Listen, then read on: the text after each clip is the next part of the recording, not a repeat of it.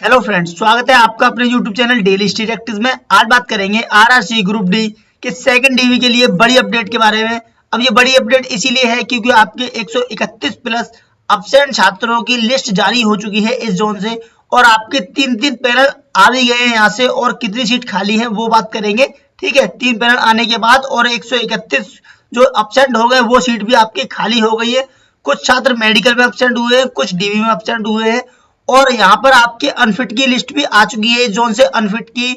और कुछ छात्र का B2 एंड C1 मेडिकल था, वो भी सभी इंक्लूड करके देखेंगे कितनी सीट आपकी खाली है। तो जानेंगे एक नंबर में कितने छात्र आपके आते हैं जिनका सेकंड डीवी में नाम आ सकता है, और कितने छात्रों की सेकंड डीवी आएगी। ठीक है, कितना कट ऑफ कम होगा सभी जानेंगे इस वीडियो में। तो बने रहेंगे वीडियो के लास्ट तक, और जो भी छात्र नए हैं वो हमारे चैनल को सब्सक्राइब करेंगे एंड बेल बटन को जरूर प्रेस कर देना। ठीक है, और 500 प्लस की सेकंड डीवी यहाँ पर आपको देखने को मिल सकती है, ये मैं आपको 100% प्रूफ के साथ दिखाऊंगा। फुल एनालिसिस डिटेल करेंगे। ठीक है, और अपना सबसे पहले देख लेते हैं नोटिस जो आया है अनफिट छात्र अब्सेंट छात्रों का।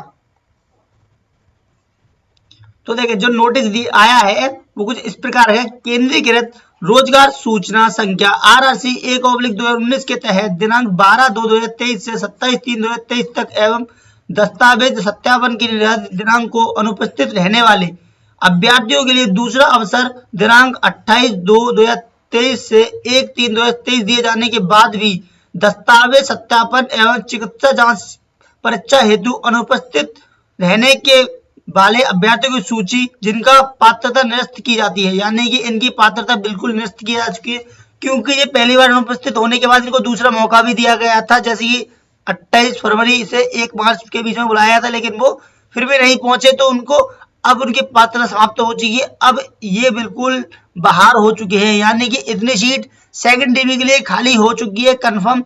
तो देखिए कितने छात्रों की सेकंड डीवी आई है, इसमें आपके सीरियल नंबर और रोल नंबर, नेम और फादर्स नेम आई है, जो छात्र अब ये बाहर हो गए हैं जॉब के कंपटीशन से आपके। ठीक है, तो अभी देखेंगे कितने छात्र हैं, और जिसका नहीं हुआ है वो देखेंगे, क्योंकि अब आपको 2 मौके मिले थे, आपने दोनों मौके में से एक भी मौका नहीं देखा इसीलिए, और कुछ छात्र वो होंगे इसमें जिसके और किसी वैकेंसी में हो गया होगा इसीलिए नहीं गए होंगे। ठीक है, तो देखेंगे टोटल छात्र कितने हैं। काफी, जैसे मैंने बताया 131 प्लस छात्र हैं आपके।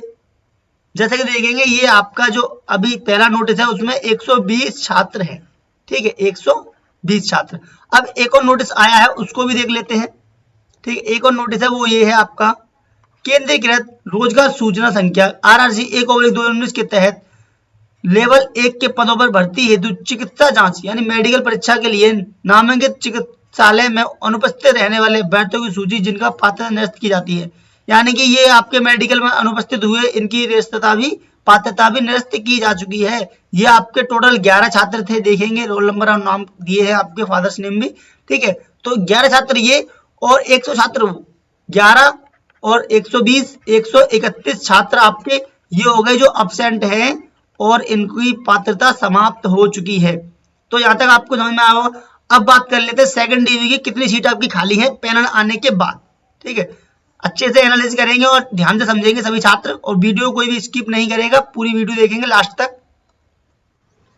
तो आगे बात कर लेते हैं डिटेल के बारे में। तो देखो टोटल वैकेंसी हमारी थी 5249। ठीक है, फर्स्ट डीवी में बुलाया गया 5109, यानी कि जो यहाँ पर कम है वो आपके PWBD वाले छात्र थे। आपकी PWBD वाली वैकेंसी आपकी खाली चली जाती है, यानी कि जो छात्र नहीं मिले वो वैकेंसी आपकी खाली चली जाएंगी। ठीक है, और सेलेक्टेड फॉर फर्स्ट पैनल में आपके 387 छात्रों को बुलाया गया था जो थे आपके CCA वाले। ठीक है, और सेकंड पैनल आया था उसमें सबसे बड़ा पैनल आपका यही था जयपुर जोन से, 4223 छात्र यहाँ पर बुलाए गए थे, और थर्ड पैनल में 34 छात्रों को बुलाया गया था। तो ये आपके अभी तक 3 पैनल आ चुके हैं। यहाँ पर इनका टोटल करेंगे तो कितने छात्र होंगे देख लेते हैं। तो इन तीनों पैनल का टोटल करेंगे तो हमारी हो जाएंगी 4644, यानी कि 4644 आपके अभी तक सीट फिल हो चुकी है। ठीक है, यहाँ तक आपकी सीट फिल हो गई। अब टोटल वैकेंसी है जो आपकी डीवी में सेलेक्ट हुए थे 5109, उसमें से इसको माइनस कर देंगे तो हमारी अभी जो डीवी में सेलेक्ट हुए थे लेकिन उनको वैकेंसी नहीं मिली, वो कितने छात्र बाहर हो गए यहाँ से देखेंगे। और जिनका पैनल अभी तक नहीं आया, कुछ छात्र ऐसे भी होंगे जिनका मेडिकल मिसमैच हो गया, यानी कि बायोमेट्रिक है और डीवी में कोई प्रॉब्लम बहुत सारी, और हैंड राइटिंग वगैरह सिग्नेचर मिसमैच हो गए थे उनको अभी तक नहीं लिया गया है, उनकी प्रक्रिया चल रही है। ठीक है, तो देखें यहाँ पर आपको इसको माइनस करेंगे तो 5, 6 और 4 464 सीट अभी भी आपकी वैकेंट है, यानी कि इतनी सीट आपकी खाली है अभी भी 465। ठीक है, अब 465 तो यहाँ पर खाली है। ठीक है, लेकिन अभी हमने देखा था कितनी आपकी 131 तो अभी मैंने आपको बताई थी, जो आपके आज जो नोटिस आए हैं 120 और 11 जो आपके एब्सेंट हुए छात्र मेडिकल में और डीवी में 131 छात्रों का अभी नोटिस आया है, ये आपके बाहर हो गए, इनको बिल्कुल प्रक्रिया से बाहर कर दिया गया है। उसके बाद बात कर लेते हैं, आपके 42 छात्र पहले आ चुके हैं जो आपके अनफिट हुए थे। ठीक है, 42 छात्र, 78 स्टूडेंट आपके हुए थे B2 एंड C1 मेडिकल वाले। तो B2 एंड C1 मेडिकल वाले भी बाहर हो रहे हैं क्योंकि इनकी सीट फिल हो चुकी है, तो इनका नहीं हो पा रहा है, ये आंदोलन भी चलाया जा रहा है B2 एंड C1 के लिए। ठीक है, तो इनका टोटल करेंगे, अब इनकी सीट भी फिल हो गई ये मान लें, क्योंकि इनकी अब 78 स्टूडेंट है, इनका ज्यादा नहीं हो पाएगा, इनको रीमेडिकल की भी अपील कर सकते हैं, लेकिन इसमें इनका कुछ नहीं हो पाएगा ज्यादा से ज्यादा। ठीक है, तो इसका टोटल करेंगे तो हमारे आ जाएंगे 251 टोटल सीटें। ठीक है, यानी 251 छात्र यहाँ से बाहर हो गए आपके डीवी में से फर्स्ट में, तो ये सेकंड डीवी आपके यहाँ से आना तय है। तो ये देख सकते हैं कितनी ज्यादा की सेकंड डीवी यहाँ पे आ सकती है, बहुत ज्यादा यहाँ पर चांस है। ठीक है, अगर आपका एक और पैनल आ सकता है, ज्यादा से ज्यादा पैनल में मानता हूँ कि कुछ छात्रों का अगर यहाँ पे हो जाता है V2 में से, ठीक है, और बहुत से बच्चे हैं जिसका बायोमेट्रिक है और बहुत सारी प्रक्रिया चल रही है वो होती है, तो ज्यादा से 50 से 40 छात्रों का पैनल और आ सकता है, इससे ज्यादा नहीं आ सकता। ठीक है, तो ये आपको यहाँ तक समझ में आया। अब जानेंगे हम कि एक नंबर में हमारे कितने छात्र हैं जो डीबी में सेलेक्ट हो सकते हैं और कितनी आपकी कट ऑफ डिक्रीज होगी और कितने में आपका हो सकता है। तो उसके लिए सबसे पहले हमें जानना होगा अपनी कट ऑफ। तो देखिए पीटी कट ऑफ देखेंगे, यूआर में आपकी 68.33 थी, जिसमें आपके 4.06 का इंक्रीजमेंट हुआ, तो यूआर में 72.39 आपकी डीबी कट ऑफ होगी, जिससे आपके फाइनल सिलेक्शन हुए डीबी में। ठीक है, ओबीसी की 61.67 आपकी पेट की कट ऑफ थी, जहां पर आपका यहाँ पर इंक्रीजमेंट हुआ 7.07 का, यहाँ पर इंक्रीजमेंट हुआ ओबीसी में, यहाँ से 68.74 आपकी कट ऑफ हो गई। ठीक है, एससी में 54.03 से आपका 5.78 का इंक्रीजमेंट हुआ और एससी में 59.81 आपकी कट ऑफ हो गई डीबी, और एसटी में 54.08 से 7.5 नंबर के अप्रोक्स यहाँ पर बढ़े और एसटी से हो गए 61.64। ईडब्ल्यूएस में 48.77 से 9.5 नंबर यहाँ से आपके अप्रोक्स में बढ़ गया और ईडब्ल्यूएस में हो गया 58.33, यानी कि ये आपका इंक्रीज हुआ, यानी बहुत ज्यादा आपकी यहाँ पर कट ऑफ बढ़ गई थी, इसीलिए बच्चे बहुत से बाहर हो गए।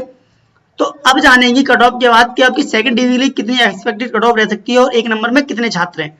तो देखिए पहले हम इस डिटेल को जान लेते हैं, जो मैं आपके लिए डाटा लेके आया हूँ, अभी अच्छे समझेंगे इसको, कैटेगरी वाइज एनालिसिस। तो यूआर में हमारी टोटल सीट थी 2132, ठीक है, ओबीसी की 1393, एससी की 814, एसटी की 384, ईडब्ल्यूएस की 526, टोटल वैकेंसी 5249, ये आपकी वैकेंसी थी। पेट में पास हुए 380 यूआर से, 4570 ओबीसी से, एससी से 1380, एसटी से 740 और ईडब्ल्यूएस से 1030। ठीक है, और सेकंड पैनल जो आपका सबसे बड़ा पैनल था उसका मैं बता रहा हूँ, क्योंकि वो तो आपके सीसीए वाले थे और उसमें आपके ओनली 34 छात्र थे, इसीलिए। ठीक है, तो देखिए यूआर से 1772, ओबीसी से 1019, एससी से 668 और एसटी से 290 और ईडब्ल्यूएस 474 बच्चे आपके सेलेक्ट हुए थे पैनल में। तो यहाँ पर पैनल में सेलेक्ट होने के बाद जो वैकेंट सीट बचती हैं कैटेगरी वाइज, वो थी आपकी 360 यूआर से, ओबीसी से 374, एससी से 146, एसटी से 94 और ईडब्ल्यूएस से 52।